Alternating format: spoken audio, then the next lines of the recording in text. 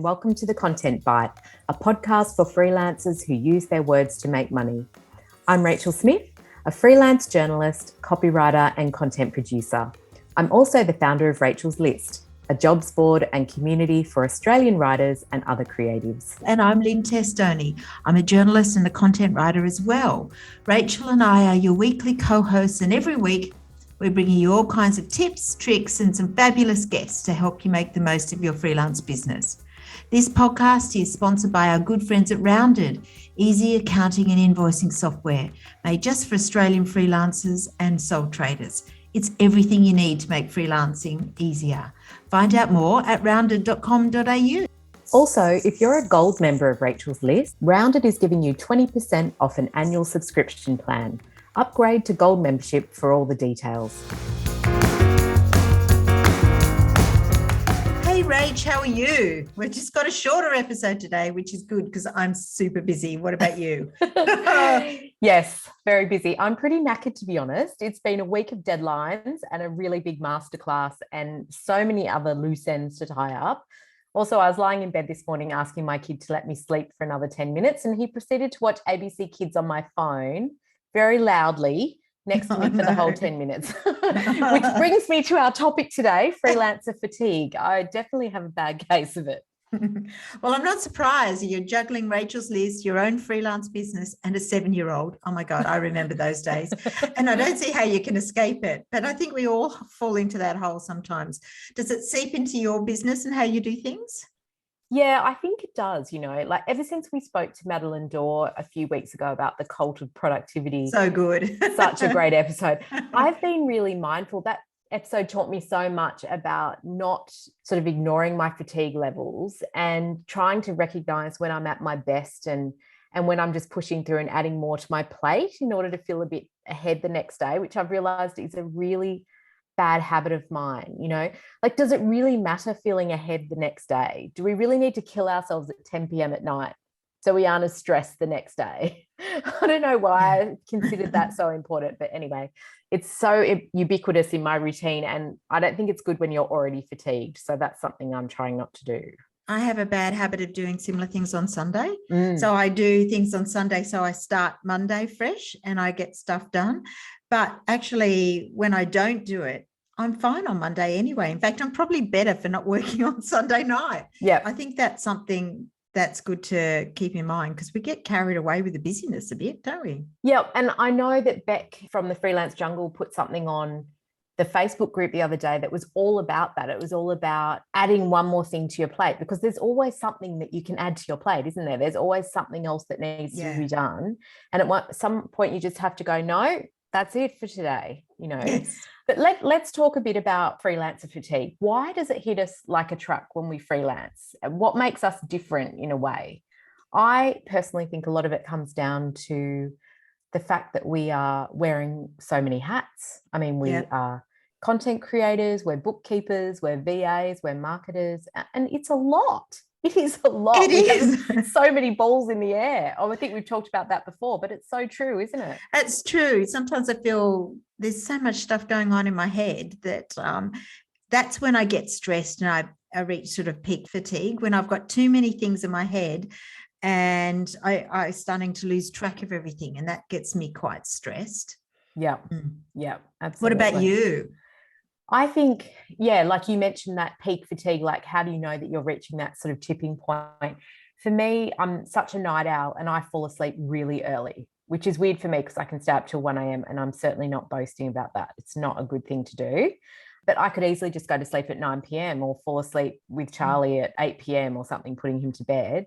Or the other thing that I really notice is I find it really hard to remember words or to sort of retain and recall information. That sort of cognitive fatigue or that brain fog, which is something we've heard so much about since COVID entered our lives. And I think if you're suffering long COVID, you might still be experiencing that for yourself. But do you ever get that brain fog yourself where you just can't put your finger on a word, or you feel that, weird feeling? I think too, I forget things. I forget my to-do list, and I've had a couple of moments when I've realized I've been doing too much, when I've realized I've got a story due the next day that I'd totally forgotten about, and I have a real moment and stuff, and I realize I've just got too many things in my head, and that's, you know, I've taken on too much and I haven't got a process. And I think what I try and do is get everything out of my head and put it on my Trello board. And that seems to make me feel immediately better, thinking I don't have to remember all this. It's written somewhere else. I agree. And like you said, the processes become so important. And I think they really help in stopping that fatigue, stopping you get to that tipping point, because it's saving your brain the work of trying to remember all that stuff. If you have a process for remembering that stuff, you have a to-do list, or you have a Trello board, or you have a big whiteboard where you mark everything off, and, you know, some kind of process is so, so important. But yeah, the forgetting thing and the cognitive fatigue is so huge. I mean, the other day, I'll tell you a little story. Share, please. I was telling Claire this the other day, and she was laughing. Claire Chow at Rachel's List, she, you know, is someone I debrief with about silly things. And we're talking about this because I kind of thought it was really worrisome. And she said, it's just because you have so much in your brain and you have to get some stuff out of your brain. But anyway, I was putting a GIF up on the Rachel's List Gold group, which we do for, like, you know, say Ranty Pants Wednesday or something. And I was trying to enter info in about the image under the GIF. And I knew it was a GIF from Lord of the Rings, but I could not remember the name of the movie. All I could remember was it's a Tolkien movie, but it's not The Hobbit. Pretty accurate, really. But it's quite scary when you can sit there, you can look at the GIF and you go, I know that movie so well. I've seen it 100 times, but you're so tired and your brain will not work like it normally does. Or like you say, you forget what you were doing and you could literally let a story go and the deadline flies by because you've forgotten about it. Am I recovering from COVID? Maybe I had COVID. Maybe you did. That sounds like a great excuse. I think sometimes when I have those I do that, I miss a word when I'm writing. I think, oh, what's that word? And I do the basic Google. What's the word that means the blah, blah? And it's amazing. Often it comes up on my Google search. I go, oh, that's it. Yeah. So I would have Googled Lord of the Rings. Google it. I did. Yeah. I Googled Tolkien, but not Hobbit. I did Google that. And then I thought, that's cheating and not actually forcing my brain to remember, because my brain knows it, but I could not pull it out of my brain. I think you're over worrying, because I think that that's what these tools are for. That's what they're there, and it's a great thing. Maybe. And that's efficient. It's outsourcing to Google. Yes, absolutely. Oh my God. Well, let's talk about how to avoid those really extreme levels of fatigue. Maybe those that we are touching on that can sort of, you know, when you go over that tipping point and turn into burnout, which is, you know, really serious and obviously can derail your business. Exactly. I guess, I mean, I've spoken about this quite a lot before, but exercise is my go-to coping strategy. Sometimes it's a morning run, which is great. And doing that regularly gives me a regular release. And I do know that if I'm not running, I get stressed more easily. So it's like a preventative measure. But most of the times it's a long walk. If I'm feeling really stressed, or I've got a story that I can't seem to get my head around, or I'm in some sort of bubble where it's all too much, I just go for a long walk. Sometimes I listen to a podcast, always something like uplifting, never about work. It might be something totally different. But sometimes I just call my mum or a family member or a friend or something. And other times, which I ironically got from a podcast, I don't listen to anything. I just walk. And I think then, you know, it's a bit of mindfulness. You notice what's going on around. I look up at the sky. Somebody said looking up is a really good way of calming you down. I go to Sydney Park and I take lots of deep breaths. And that does tend to make me feel relaxed. And sometimes if there's something I can't get, walking, that rhythmic thing helps me start processing it, and I start getting cleverer ideas or great solutions to my problem. Yep, I agree with that. It's that flow, isn't it? You can get it in the shower or just when you switch off or whatever. I have so many good ideas in the shower. Oh, me too. You need one of those waterproof notebooks. Probably. I'm going to write that down for your birthday present next year. Look, I think awareness is a really big thing, isn't it? Yeah. It's being aware that you're hitting that sort of fatigue, that peak fatigue. And like you say, if we're forgetting words or forgetting stories or just not being productive, that's a sure sign that you need to stop, look at what's on your plate and start delegating, or just start saying no and realizing, well, actually, no, I can't do that, even though you think you can. I'm going to fit it in no matter what. I'm going to work weekends. I'm going to do this. But I also think if you're really tired, social media is especially draining. And if you're struggling to write, this comes back to Madeleine Dore, and when is your optimum time to work or to do that kind of work? It's not productive to try and push through all the time, which I'm really bad at. Yeah, I think, and you and I are quite different because, as you said, you're a night owl. So you might use the evening, and I just can't. I find it really hard to work past 4 o'clock. I tend to get on my computer between 7:30 and 8, and I get all my best work done in the morning. But by the end of the day, I'm exhausted. And if I push past then I start to get really tired, and yeah, it's gibberish. It's gibberish. And also, if I do it too much, that's when I get really stressed. Yeah, I can do it occasionally to meet a deadline, or if it's something fun, like doing a podcast for you, Rach. Always fun. Always fun. I guess that for me, the other thing, I mean, I'm an extrovert. Nobody who knows me would be surprised by that, but I get a lot of energy from other people. So I do like a networking event or a conference. I even like going and getting a coffee sometimes and just chatting to the barista, which is sad. But, you know, that's part of my routine when I feel like I'm stuck in my house and my own thoughts. I find it's quite inspiring. If I don't have anything coming up, I might organize a breakfast or lunch with a fellow freelancer. I do that quite often. And I weirdly get more things done when I've got a lunch plan, because I work really hard in the morning knowing I've got a lovely lunch, and then I'm refreshed and I get back to it in the afternoon. But, you know, I know you're an introvert, and I think that sounds like hell to you.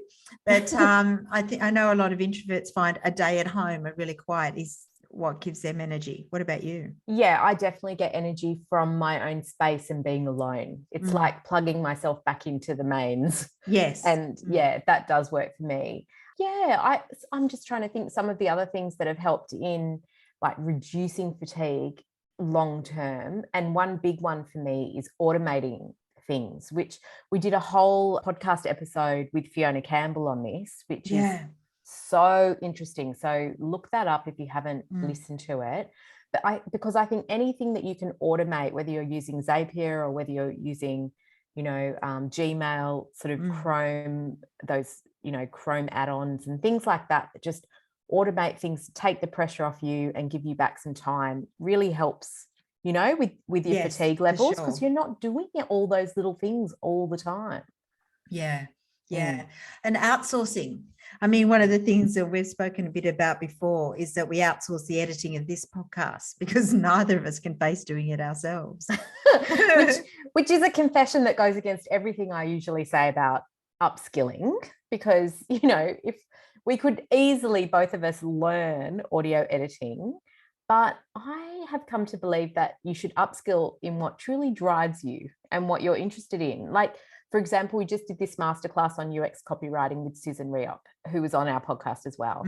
And it completely opened my mind. There were like light bulbs going off. I was taking mad notes. It was amazing. And I would happily, you know, extend my copywriting skills in UX and upskill in that. But audio editing makes me want to go and pull the doona over my head. I just do not want to learn. Yeah, totally. Yeah.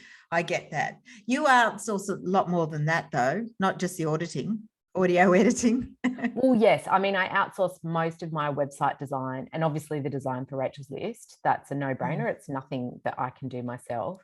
But I still do lots of design in Canva, but I'm talking about the big picture design. I have to outsource that. And I firmly believe everybody should when it comes to your logo and your brand, your branding and all of that. But I also outsource almost all the admin and a lot of the marketing for Rachel's List. And I've hired a bookkeeper and had an accountant for 20 years. So I guess I outsource a lot of things, but all of that, of course, yes, it costs money, but giving it to people who are professionals in that saves your brain. Who like it.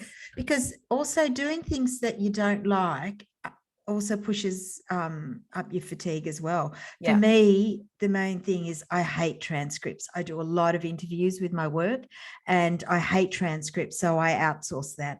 And I tell you, it reduced my stress so much. I just send it off immediately and it comes back and I don't even have to think about it. It's the best thing. And I pay a reasonable amount for that now, but I'm quite happy with that. And I do things that I enjoy. Yeah, instead. It is. It's money well spent and then you can focus on taking on work that you enjoy and that doesn't drain you. You know, if you're there typing in things, you know, doing data entry for your business or, you know, So I try and mix up my clients and work too. I do find that that's one of the great things about working for yourself is you don't have to do the same thing all the time. Like when I was in-house at a magazine, I'd be, you know, writing the same sort of stories all the time, but I try and mix up my clients and the work. So I've just come off a large editing job, which was really good because I've done so much writing lately and less editing. And I was getting really quite tired from that. So copy editing seems to use a different part of my brain. And I find it strangely relaxing when I've been doing something else. And as you know, I do a lot of writing in the building construction niche, but this editing job was proofreading a coffee table book on New South Wales history. So it was totally different and I really enjoyed it.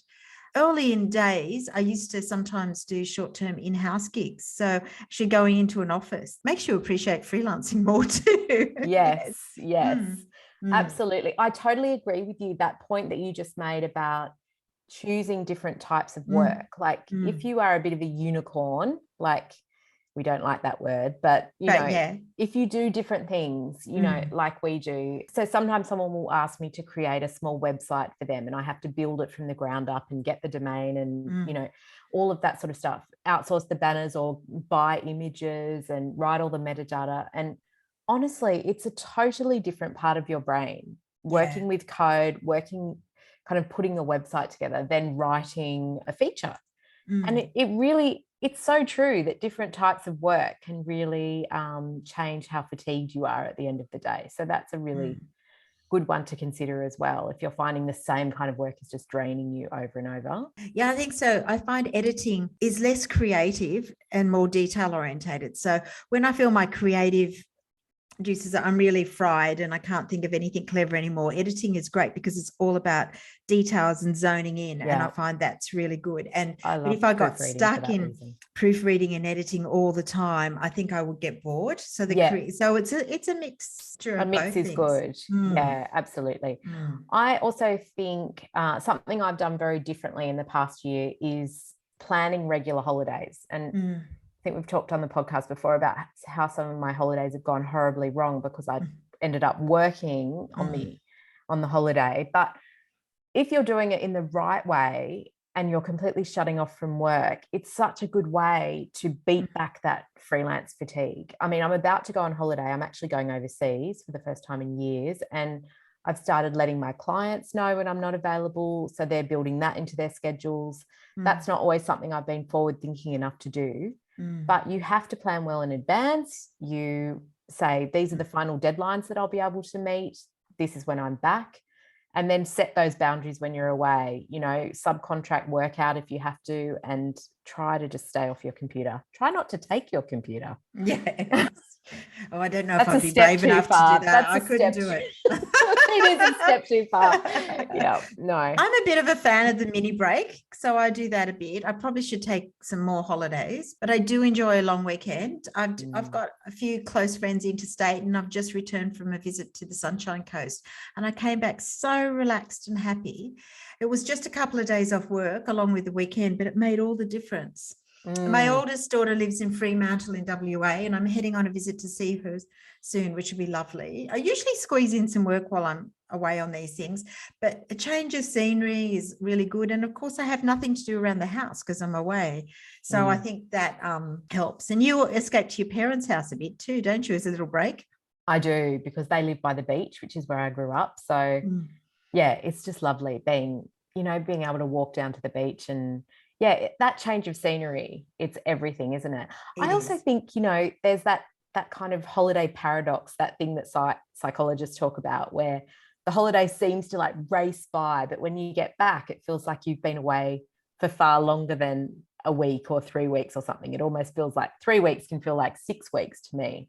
You know, it's like that weird time perception thing, which I love about a long holiday. But do you know there is a magic number of holiday days apparently? Oh, really? No. Yes, I read about this for a health story I was doing. Apparently, scientists say 8 days of holiday is the optimal time to be away from work and your normal routine, and the right length of time to improve your mood and help you, you know, with your stress levels and give you back your energy and make you just feel that, you know, energized to go back to work. And I really do agree with that. But I think that first week you're unwinding and sort of like, you know, Yes. Like a coiled spring, and then Yes. the second week is when all the relaxing happens. So I think if you're going for 8 days, just make it 14 days. Just make Fair it enough. a nice round 2 weeks. Yeah. And I also think it's a really good idea to make sure you get rid of all distractions. Social media, we know from research, it causes burnout and stress. And I know sometimes it becomes a bit of a spiral for me that I might, because I'm too tired to think, or I'm a bit tired, I might sit there and scroll way too much through Instagram, which in turn makes me feel less organized and more stressed. So I usually go into my smartphone and stop all notifications and the pop-ups and all the social media. I've got all my notifications turned off actually, and that's quite good, because otherwise you can pick it up and there's too many messages and you get sucked in there before you know it. I know, that's so true, because I recently turned my notifications on. That is a massive piece of the puzzle for why I'm so tired at the moment. Because I know it's end of financial year and we've all been doing so much that there's that aspect to it. But it's having those every time you get a like or a comment, this notification pops up, and it's so destructive. So I'm going to turn all mine off again. And I also think, I know that there's a really big blogger out there, Carly Jacobs, who is under Smaggle, and she also is on Instagram, but her name escapes me. But anyway, very famous blogger. And she used to do this thing, which I thought was interesting. She would turn all her notifications off, or basically take the apps off her phone on a certain day per week. So it was literally like a detox on that day, and she couldn't be contacted. And I think that you could probably do that from Friday to Sunday. Just delete all the apps off your phone so you can't check them at all. That forced digital detox.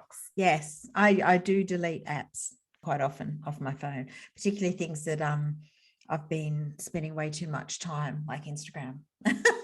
Yes. Okay. So that's so many ideas for people who may be feeling fatigued right now.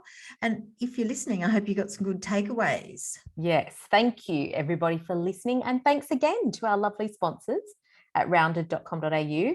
Easy accounting and invoicing software made just for Australian freelancers and sole traders. And we'll be back in your ears next week. So stay tuned for more episodes and great guests. Thanks, everybody. Thanks. Bye.